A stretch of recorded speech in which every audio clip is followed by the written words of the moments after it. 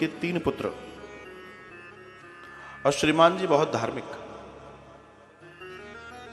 समय हुआ, तीनों पुत्र बड़े हुए, पिता वृद्ध हुए, पिता चल बसे, लेकिन पिताजी जितने धार्मिक थे, माताजी उतनी ही अधार्मिक। वो इस बात से लड़ती थी कि तुम राम का नाम क्यों लेते हो, अर्थात ये नाम क्यों लेते हो। वो तो राम भी नहीं बोलती थी, ये भी नहीं कहती थी राम का नाम क्यों लेते हो, ये नाम क्यों लेते हो। ऐसे भी लोग होते हैं। लेकिन तीनों बेटों के ऊपर पिता के संस्कार पहुंचे थे, पिता के संस्कार पहुंचे। उन तीनों बच्चों में इस बात का इस ज्ञान था कि ईश्वर और ईश्वर की सत्ता में हम जी रहे हैं। मां वृद्ध होने लगी, जो कि ज्ञानी थे, संतों के सानिध्य में रहते थे। उन्हें यह भान था कि अगर हमारी मां सत्संग में न गई या राम नाम न लिया तो इसकी तो दुर्गति होगी। इसकी दुर्गति से इसको कैसे बचाया जाए। बच्चों का कर्म है, पुत्र वही है जो अपने माता पिता को उनके लिए अच्छा करे, उनके मोक्ष और मुक्ति की तैयारी करे अच्छे से। अब बच्चों ने कहा कि कुछ तो किया जाए, तो मां राम बोला कर। बोला मैं ना बोलूंगी।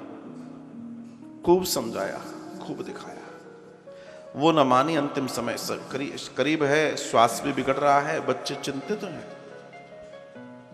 क्योंकि आखिर में सब छूट जाएगा, जाएगा तो राम नाम सत्य है, वही संग जाएगा और कुछ आता नहीं।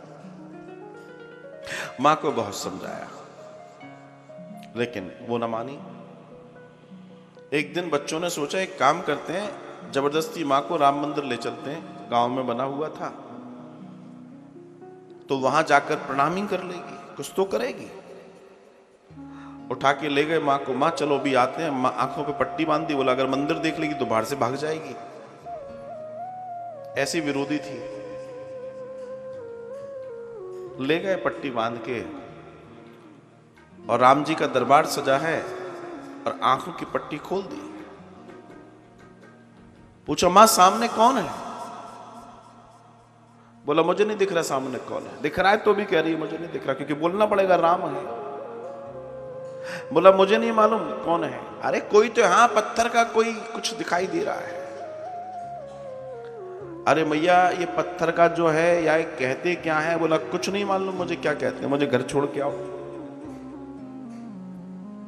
बच्चों ने पूरी ताकत लगा दी, मैया ने नहीं बोला कि ये राम है।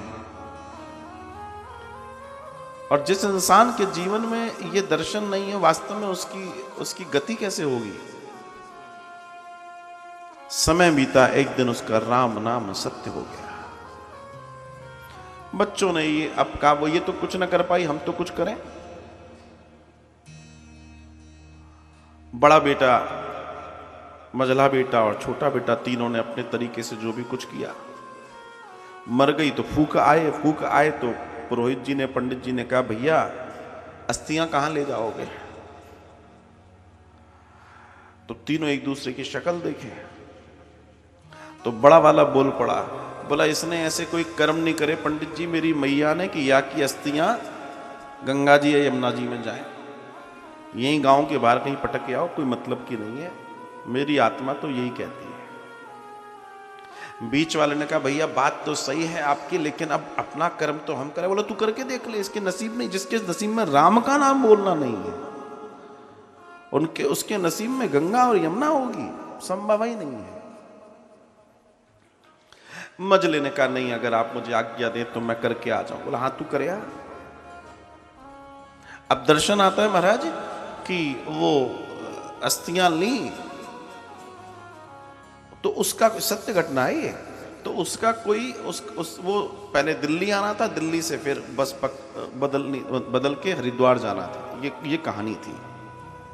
तो घटना घटती है कि वो लड़का मझला छाती पे टांग के अस्थियों को लाया और दिल्ली उतरा। जब वो दिल्ली उतरा तो दूसरी बस हरिद्वार के पकड़ने की तैयारी कर रहा था। इतने में उसका पुराना कोई मित्र मिल गया जो स्कूल कॉलेज में उसके साथ था, बड़ा अभिन्न मित्र था वो। उसने उसको गले लगा लिया, बोला अरे, बोला ऐसी ऐसी बात है, माँ की अस्थियां। बोला कोई बात नहीं, वैसे भी सांझ हो रही है तो रात को जाएगा, वहां रुकेगा, सुबह ही होगा जो भी कुछ होगा। चिंता मत कर, तू सुबह निकल जाना, आज तो तू मेरे यहाँ रुक। बोला नहीं, कहीं रुकते नहीं है। बोला अरे छोड़, तू मेरा प्रेम देख, और माँ के लिए, और रात को भी तो तेरे को कहीं रुकना ही है। सोच, घर में ही तो है, हमारा घर अलग थोड़ी है। मित्र का प्रेम। बोला ठीक है, ले गया घर। घर ले गया महाराज, और घर ले जाके उसने अपनी पत्नी से मिलवाया, ये मेरा मित्र है। पत्नी ने भी देखा, ठीक है चलो ठीक है। रात की भोजन किया। अब भोजन आदि इत्यादि किया तो दर्शन ये आता है कि उसकी पत्नी में एक आदत थी थोड़ी सी चोरी की। ये बड़ी खतरनाक बीमारी होती है, ये अच्छे को होती है। ये अच्छों को ऐसी ये बीमारी कहलाते हैं, जिसके पास भगवान की कृपा से सब है, वो भी चोरी करते पकड़े जाते हैं, दुकानों में, शोरूमों में। हाँ, तो रात को जब सो गए तो वो गई, वो थैला टंगा हुआ था, उसने सोचा इसमें माल होगा। तो उसने थैला खोला, और थैला खोला तो थैला खोल के देखा माल वाल तो नहीं, उसमें तो कुछ हड्डियां और कुछ भभूति और कुछ राख पड़ी थी। वो डर गई। उसने कहा ये जरूर मेरे घर कोई टोटका करने आया है, पति इसको ले आए हैं, ये तो गड़बड़ की बात है। उसने क्या किया, उस थैले को ले गई, और थैले को ले जाकर घर के बाहर निकली। सामने एक चैम्बर खुला हुआ था, और गटर में सारा का सारा खाली कर दिया। अब सोची थैला तो ये सुबह देखेगा तो उसमें कुछ न कुछ थोड़ी लकड़ियां, थोड़ा कोयला, ऐसा कुछ भर दिया। और महाराज दर्शन आता है कि सुबह वो व्यक्ति उठा, नहाया धोया, जो भी कुछ था, फिर वो थैला टांगा और फिर पहुंच गया हरिद्वार। हरिद्वार पहुंचा, पंडित जी के पास पहुंचा। पुरोहित जी ने कहा हाँ सारी क्रिया करा दी। देखा जैसे थैला खोला तो थैला जैसे उल्टा किया तो वहां में तो कुछ था ही नहीं। दिमाग घूम गया, ये क्या कहानी है, मेरी मां कहां गई,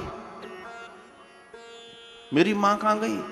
बहुत घबराया, लौट के आया वापस दिल्ली, अपने मित्र से कहा मेरी माँ ऐसी ऐसी कहानी हो गई, इसके अंदर मेरी माँ थी, अस्थियां थी, और मेरे को ध्यान है, सब कुछ है, कोई थैला बदल गया, क्या हो गया, मुझे कुछ बताओ।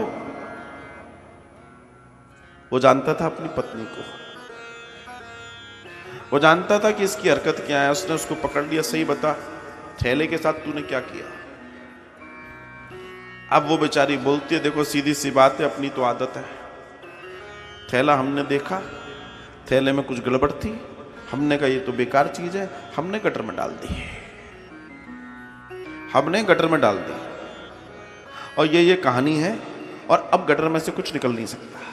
चैम्बर में गया, बेचारा रोने लगा, आंसू आ गए। लौट के आया गांव, और घर में जब ये बात बताई तो बड़े भैया ने कही, बड़े भैया सीधे बोलते हैं, मैंने कहा था ना कि उसके नसीब में गंगा यमुना नहीं लिखी। तात्पर्य समझ रहे हो? अगर एक बार परमात्मा से प्रेम कर लिया जाए तो अब ये इस कथा को हम अपने दर्शन से देखते हैं, अपने दर्शन से। तुम अगर सत्संग के करीब रहोगे तो अच्छे लोगों के करीब रहोगे, चीजें अच्छी मिलने वाली हैं, बुरी नहीं मिलने वाली। और अगर हम सत्संग से विमुख हैं तो हम गलत लोगों में रहेंगे, रोज गलत बातें सुनेंगे, गलत बातें, गालियां और ये और आप समझते ही हो। तो आप विचार करो आपको कहां रहना चाहिए। जब इतना करने से इतना मिलता है, और कहते हैं उसके नाम से तो दुनिया तर जाती है, लेकिन आप देखिए उसकी गति क्या हुई। उसकी गति ये हुई कि जिसने उसको ना जान पाया तो गंगा जमुना के क्या जान पाएगा, उसके लिए तो सब बराबर। तो हम अपनी गति को सुधारने आए हैं। असल में हम सबको अपनी गति सुधारनी है, और गति को सुधारकर अपने जीवन को धन्य करना है।